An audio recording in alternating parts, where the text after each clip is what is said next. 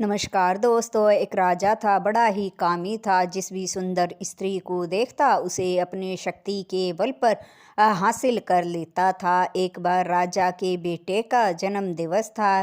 राजमहल में भव्य आयोजन हुआ। दूर दूर से लोग आए थे। मंत्री भी अपनी पत्नी के साथ राजमहल में पहुंच गया। राजा ने जब मंत्री की पत्नी को देखा तो देखता ही रह गया। उसकी पत्नी बड़ी ही खूबसूरत थी। इतनी खूबसूरत स्त्री पहले कभी राजा ने नहीं देखी थी। राजा को के मन में उसके प्रति काम वासना जागृत हो गई। वह उसे हासिल करना चाहता था।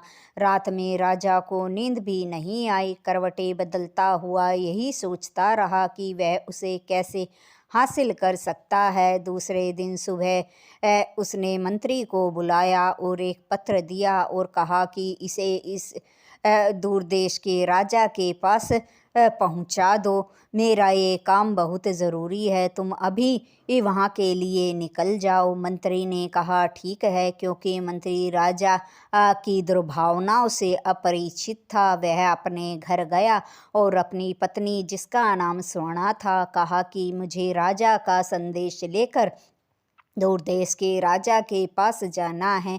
मेरे जाने के बाद तुम अपना ख्याल रखना। उसकी पत्नी ने कहा ठीक है। यह कहकर मंत्री घोड़े पर सवार होकर अपने सफ़र के लिए निकल चुका। जब राजा को ये विश्वास हो गया कि मंत्री अपने सफ़र की ओर निकल चुका है तो राजा अपने घोड़े पर सवार हुआ और मंत्री के घर जा पहुंचा। उस समय मंत्री की स्त्री नहा कर निकली थी और अपने गीले बालों को आंगन में सुखा रही थी। राजा को अचानक से वहां देखकर वह कहने लगी, महाराज, क्या बात है, आप यहाँ अचानक से कैसे? मंत्री जी तो घर पर नहीं हैं। तब राजा ने कहा, मुझे पता है, पर मैं इधर से गुजर रहा था, सोचा हालचाल पूछता चलूँ। स्वर्णा ने कहा ठीक है महाराज, आप बैठिए, मैं खाने की व्यवस्था करती हूँ। उसने राजा के लिए भोजन परोसा, पर राजा को भूख कहाँ थी। वह तो स्वर्णा की सुंदरता को देखकर उस पर मोहित था। उसने थोड़ा बहुत भोजन किया और फिर स्वर्णा की सुंदरता की तारीफ करने लगा। यह बातें सुनकर स्वर्णा, जो एक पतिव्रता समझदार स्त्री थी, वह राजा की भावनाओं को पहचान गई थी। वह उठ खड़ी हुई और राजा से कहने लगी, महाराज, एक बात बताइए कि जंगल का शेर कभी झूठन खाता है या फिर गंदगी में मुंह मारता है? न्याय करने वाला ही जब अन्याय करने लगे तो जनता न्याय की गुहार किससे लगाएगी? आप एक राजा हैं और आपको एक मंत्री की स्त्री के साथ ये सब बातें करना शोभा नहीं देता है। राजा स्वर्णा की बातों से बड़ा प्रभावित हुआ और उसकी समझदारी देखकर राजा की आंखें नीची हो गई। उधर जो मंत्री अपने सफ़र पर निकला था, रास्ते में पहुंचकर उसे याद आया कि वह जो पत्र राजा ने उसे दिया था वह घर पर ही छोड़ आया। उसने अपना घोड़ा उसी समय वापस मोड़ा और घर की ओर चल पड़ा।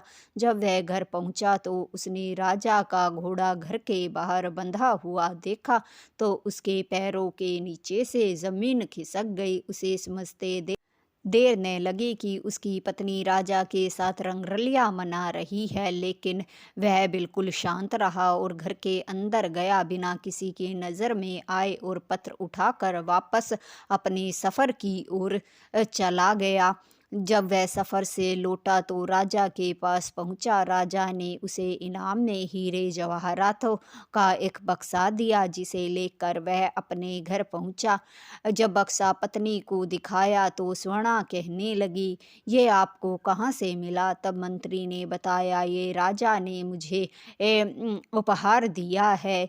फिर वह अपनी पत्नी को लेकर उसके मायके चला गया और उसे वहां छोड़कर वापस लौट आया। उस दिन के बाद से उसने न तो उससे कभी कोई बात की और न ही उसकी खोज खबर ली। 2 महीने बीत गए। फिर एक दिन स्वर्णा का भाई मंत्री के घर आया और मंत्री से कहने लगा, क्या हुआ, आपने मेरी बहन की कोई खोज खबर नहीं ली और न ही उसे लेने घर आए, क्या बात है? तब मंत्री ने कहा कि तुम्हारा उसके प्रति मेरी जो कर्तव्य और जिम्मेवारी थी वो सभी मैंने पूरी कर दी हैं, अब वो मेरी जिम्मेदारी नहीं है। मंत्री की ये बातें सुनकर स्वर्णा का भाई मंत्री को लेकर राज दरबार में पहुंच गया और कहने लगा, महाराज अन्याय कीजिए, अन्याय हो रहा है। राजा ने कहा, क्या हुआ, बताओ तो सही। तभी स्वर्णा के भाई ने कहा, महाराज जो कुछ भी हुआ है उस घटना के बारे में मैं आपको सीधे कुछ नहीं बता सकता हूँ, उससे किसी के सम्मान को भारी ठेस पहुँच सकती है। एक पहेली के ज़रिए मैं आपको सारी घटना बताता हूँ, उसे सुनने के बाद ही आप न्याय कीजिए। राजा ने कहा, ठीक है, क्योंकि राजा भी बड़ा ही बुद्धिमान था। तब स्वर्णा के भाई ने कहा कि महाराज 2 वर्ष पहले हमने फूलों से महकता हुआ बगीचा आपके मंत्री जी को उपहार में दिया था और इन्होंने भी उसे सहर्ष अपनी इच्छा से स्वीकार किया था, लेकिन अब 2 वर्ष बीतने के बाद ये वो बगीचा हमें वापस देना चाहते हैं, लेकिन हम उसे लेना नहीं चाहते।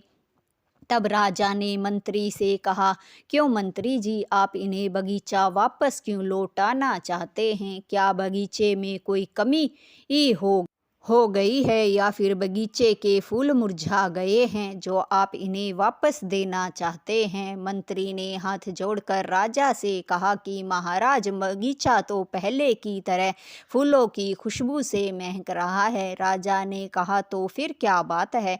मंत्री ने कहा कि महाराज कुछ दिन पहले मैं अपने घर से बाहर गया था तो सब कुछ ठीक था, लेकिन जब मैं लौटा तो मैंने देखा कि बगीचे के बाहर शेर के पाँव के निशान थे, जिन्हें देखकर मैं घबरा गया। अगर शेर कभी दोबारा आया तो मेरी जान भी जा सकती है, इसलिए मैं इन्हें इनका बगीचा वापस लौटाना चाहता हूँ। अब जो राजा था पहेली द्वारा कही गई सभी बातों को समझ गया था और जान गया था कि बात मंत्री की पत्नी और राजा की हो रही है। राजा ने मंत्री से कहा, क्या उस बाघ के पाँव के निशान तुमने बगीचे के अंदर भी देखे? तब मंत्री ने कहा, नहीं महाराज, पाँव के निशान तो बगीचे से बाहर ही थे।